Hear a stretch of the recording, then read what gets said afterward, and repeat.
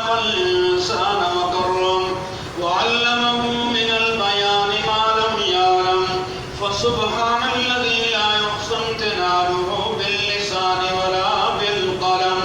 ونشهد أن لا إله إلا الله وحده لا شريك له في الخلق والأمر ونشهد أن سيدنا ومولانا محمدا عبده ورسوله أما بعد فقد قال الله تبارك وتعالى في كلامه المجيد والفرقانه الحميد أعوذ بالله من الشيطان الرجيم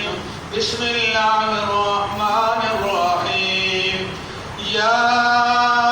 أيها الذين آمنوا كتب عليكم الصيام كما كتب على الذين من قبلكم لعلكم تتقون وقال الله تبارك وتعالى في مقام آخر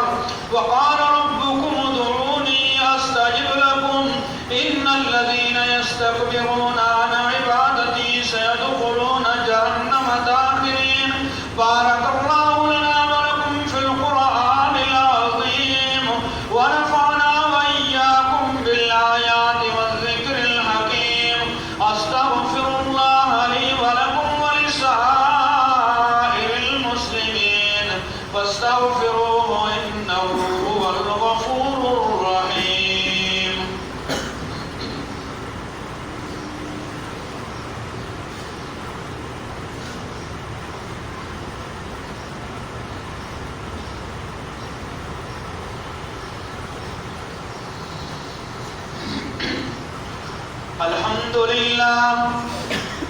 الحمد لله نحمده ونستعينه ونستغفره ونؤمن به ونتوكل عليه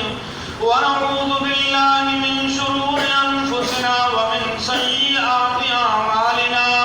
من يهده الله فلا مضل له ومن يضلله فلا هادي له ونشهد أن لا إله إلا الله وحده لا شريك له ونشهد أن سيدنا ومولانا محمدا عبده ورسوله أرسله بالحق بشيرا ونذيرا بين يدي الساعة من يطع الله ورسوله فقد رشد ومن يعصهما فإنه لا يضر إلا نفسه ولا يضر الله شيئا أعوذ بالله من الشيطان الرجيم إن الله وملائكته يصلون على النبي يا أيها الذين آمنوا صلوا عليه وسلموا تسليما اللهم صل على سيدنا ومولانا محمد عبدك ورسولك وصل على المؤمنين والمؤمنات والمسلمين والمسلمات وبارك على سيدنا ومولانا محمد وأزواجه